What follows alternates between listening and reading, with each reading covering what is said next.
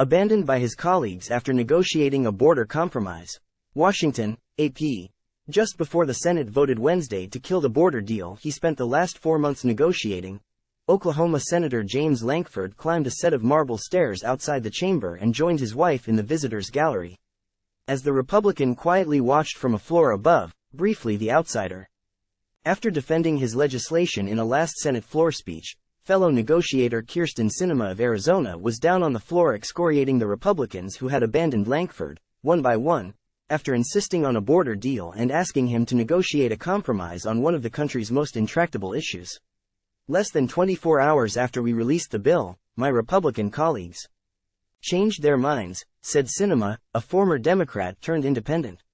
Turns out they want all talk and no action. It turns out border security is not a risk to our national security. It's just a talking point for the election. Walking out of the gallery with his wife close by his side, Lankford was asked by a waiting reporter if he felt betrayed by his party. He sighed, deeply, and waited a few beats. "I'm disappointed we didn't get it done," Lankford said, diplomatically. "I don't know if I feel betrayed, because the issue is still there. It's not solved." He then walked back down the stairs with his wife and Sinema, who had come up to greet them after her speech, and walked into the chamber to watch the bill's defeat. Senator James Lankford, R. Oklahoma, the lead GOP negotiator on the Senate Border and Foreign Aid Package, does a TV news interview at the Capitol in Washington, Monday, February 5, 2024. AP photo, J. Scott Applewhite. In the end, all but 4 Republicans voted against moving forward on the legislation, including Republican leader Mitch McConnell, who had delegated Lankford to negotiate the bill combining Ukraine aid and border security and had been closely involved in the negotiations. A former youth minister in the Baptist Church, Lankford, 55, is known as one of the most sincere and well-liked members of the Senate. He's a conservative who rarely votes against his party, has long championed stricter measures at the border and has been supportive of former President Donald Trump. So his colleagues' swift and outright rejection of the deal he has spent weeks and months negotiating, and their willingness to completely abandon Lankford in the process, after many of them indicated they were supportive of the direction of the talks, is all the more remarkable. They reacted to it like it was a poison, said Democratic Senator Chris Murphy of Connecticut, the third negotiator with Lankford and Sinema, of Senate Republicans who had previously signaled they were supportive. "I think it's unforgivable what they did to James. They really threw the man overboard," President Joe Biden said of Lankford at a fundraiser Wednesday evening. While some Republicans were always going to vote against the compromise, arguing that no policy is better than what they saw as weak policy, others made clear they were encouraged by the talks as Lankford briefed them on the emerging details. But his colleagues' eventual, quick rejection of the bill highlights the deep divides in the GOP as Trump, the party's frontrunner for the 2024 presidential nomination, has made immigration a top issue. Some senators who had previously been open to a deal became more skeptical after Trump made his opposition clear. It is also a sign of dysfunction and paralysis in the Senate as its traditionally bipartisan image fades in favor of more partisan, House-like battles. When he took on the job negotiating a border compromise, Lankford laughed that he drew the short straw. Senator Roger Marshall, R. Con, joked later that if Lankford can't get a deal done, Moses couldn't get a deal done.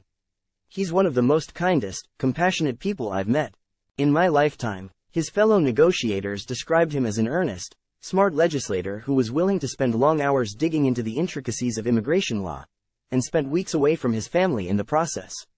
Murphy said senators often negotiate the broad policies and let staff do the dirty work of putting the ideas into legislative text. "James does both," Murphy said. "It's a sign of how sincere he is and how in the weeds he is on policy.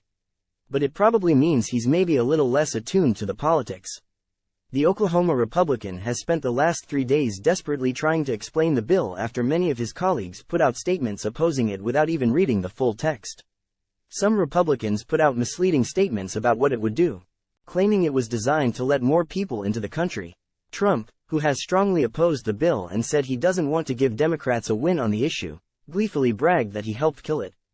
"I think this is a very bad bill for his career, and especially in Oklahoma," Trump said of Lankford on a radio show earlier this week. The bipartisan compromise would overhaul the asylum system at the border with faster and tougher enforcement, as well as give presidents new powers to immediately expel migrants if authorities become overwhelmed with the number of people applying for asylum, among other measures to reduce the record numbers of migrants crossing the border. It would also send billions to Ukraine, Israel and allies in the Asia-Pacific. Lankford's work on the issue could have lasting political consequences.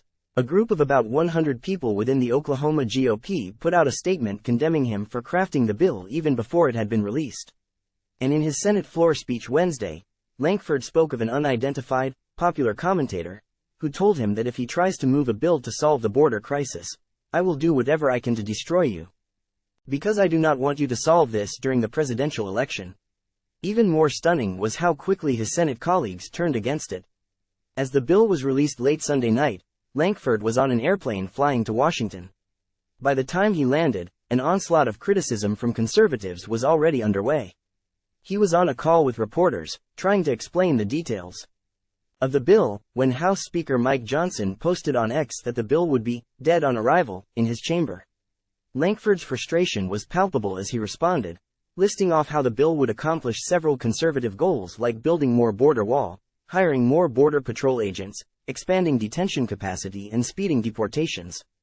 "We've got to be able to find a way to stop the chaos at the border," Lankford said. Almost no Republicans endorsed it, save McConnell. And by Monday night, seeing the writing on the wall, McConnell told the conference it was okay to vote against it. "I feel like the guy standing in the middle of a field in a thunderstorm holding up the metal stick," Lankford told reporters shortly ahead of the bill release. "This is a really intense thing. It's been divisive." Associated Press writers Sung Min Kim, Will Waisert, Jill Colvin and Lisa Mascaro contributed to this report.